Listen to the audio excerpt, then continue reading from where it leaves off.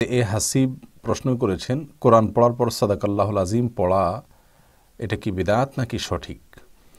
ভাই হাসিব, আপনার প্রশ্নের উত্তরে বলবো, কোরআনে কারীম তেলাওয়াতের শুরুতে আউযু বিল্লাহি মিনাশ শাইতানির রাজিম পড়ার জন্য আল্লাহ সুবহানাহু ওয়া তাআলা নিজেই নির্দেশ করেছেন, ফাইযা ক্রাআতাল কুরআনা ফাস্তাইজ বিল্লাহি মিনাশ শাইতানির রাজিম।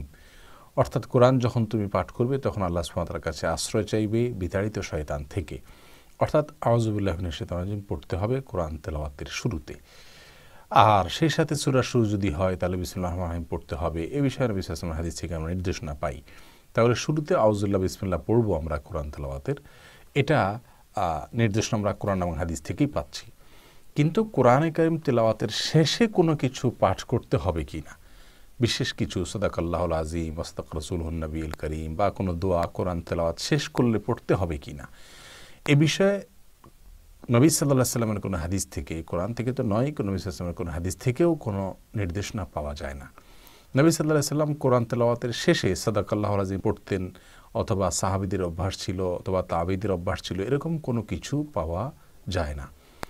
বিধায় কোরআনে কারীম তেলাওয়াতের শেষে সাদাকাল্লাহুল আজিম পড়তে হয়, যেমন শুরুতে আউযুবিল্লাহ বিসমিল্লাহ পড়তে হয়, এমনটি যদি কেউ মনে করেন তাহলে সেক্ষেত্রে এটি বিদআত হবে।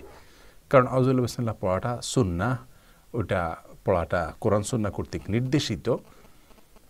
কিন্তু কোরআন তেলাওয়াতের শেষে সাদাকাল্লাহুল আজিম পড়ার ব্যাপারে যেহেতু কোনো নির্দেশ কোরআন সুন্নাহ পাওয়া যায় না, এবং নবী সাল্লাল্লাহু আলাইহি ওয়াসাল্লাম এবং সাহাবায়ে কেরামের অভ্যাসও ছিল না এরকম কোরআন তেলাওয়াতের শেষে সাদাকাল্লাহুল আজিম বলাটা, অতএব এটিকে কেউ কোরআন তেলাওয়াতের আদব অথবা কোরআন তেলাওয়াতের সুন্নাহ অথবা কোরআন তেলাওয়াত সংশ্লিষ্ট আমল কোরআন তেলাওয়াত শেষ করলে এটা পড়তেই হয়, এরকমটি মনে করলে সেটি অবশ্যই বিদআত হবে। হ্যাঁ, কেউ আল্লাহ সুবহানাহু ওয়া তাআলার কালাম তেলাওয়াত করেছেন, কদাচিৎ হঠাৎ আল্লাহ সুবহানাহু ওয়া তাআলা যা বলেছেন সেটার অর্থ তিনি বুঝেছেন, বা সেই কথাগুলোর প্রতি তিনি ঈমান এনেছেন, সেজন্য বলেছেন আল্লাহ সুবহানাহু ওয়া তাআলা যা বলেছেন সত্য বলেছেন।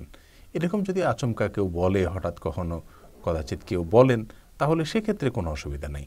কিন্তু এটাকে যদি কোরআন তেলাওয়াত পরবর্তী আমল, সুন্নাহ এই জাতীয় বা করণীয় মনে করা হয়, তাহলে সেক্ষেত্রে এটি পরিত্যাজ্য হবে।